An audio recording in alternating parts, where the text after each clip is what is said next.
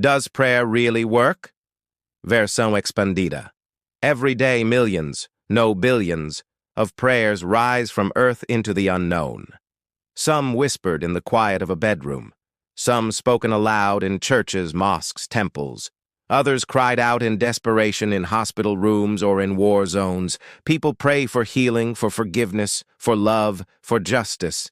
But here's the big question. Does any of it work? At first glance, it seems impossible to measure something so personal and invisible, but that hasn't stopped scientists from trying. Let's start with some of the research. One of the most famous studies on prayer was conducted in the early 2000s, involving patients undergoing heart surgery. The patients were divided into groups. Some knew they were being prayed for, some didn't know, and some weren't prayed for at all. The result? Statistically, the recovery rates were almost the same. For skeptics, this was proof that prayer has no measurable effect. But the story isn't that simple. Other studies, smaller in scale but carefully designed, have shown slight improvements in health outcomes for people being prayed for, even when they didn't know about it. Critics point out that these improvements could still be due to chance or to psychological factors. And that's where the placebo effect enters the discussion. We know that the mind can influence the body. Believing you are cared for, believing you are not alone, can reduce stress hormones, lower blood pressure, and boost the immune system. Prayer, then, might work indirectly, not by changing God's mind, but by changing ours.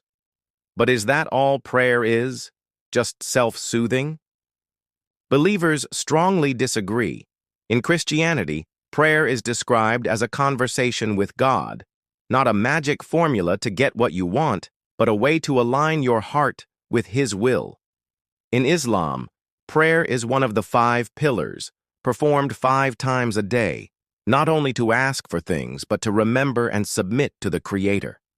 In Buddhism, certain chants and meditations are forms of prayer aimed at compassion and enlightenment. Prayer also takes many forms. There's petitionary prayer, asking for something; intercessory prayer, asking for someone else; thanksgiving prayer, expressing gratitude; and contemplative prayer, simply sitting in silence in the presence of God. Each of these has different purposes and different psychological effects. Then there's the mystery of unanswered prayers. How many people have prayed for peace only to see war continue? How many have prayed for healing only to watch a loved one die? For skeptics, this is evidence that prayer is useless. For believers, it's a test of trust. They might say, God answers every prayer, but sometimes the answer is no, or not yet. We can also look at prayer historically. During the Black Death in the 14th century, European Christians held massive processions and prayed for deliverance from the plague. The plague didn't end because of prayer. It ended largely because the wave of infection burned itself out. But those prayers still gave people comfort in the face of terror. Modern examples show the same pattern.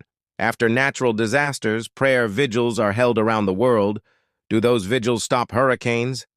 No. But they bring communities together, strengthening bonds that can help survivors rebuild. So here's the paradox. Even if prayer doesn't work in the way we imagine, as a supernatural intervention, it still has real, measurable effects on human beings and societies. It gives hope when logic offers none. It creates a sense of meaning in suffering, and sometimes it even motivates action. People who pray for the hungry might also be more likely to donate food. Those who pray for justice might also march in the streets.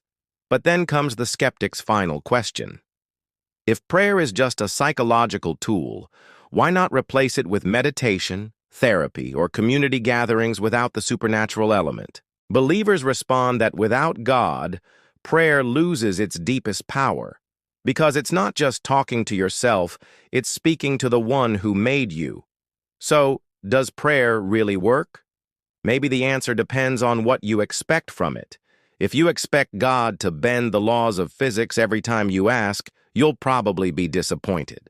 If you see prayer as a way to connect, to center yourself, and to align with something greater, then yes, it works, and it has for thousands of years. And now, I want to hear from you. Have you ever experienced something you believe was the direct result of prayer? Or do you think it's all coincidence and psychology? Leave your thoughts in the comments. I read every single one. And if you found this discussion thought-provoking, subscribe to the channel. Because in our next episode, we're going to ask, heaven and hell, ancient myths or real destinations? That's going to be a big one.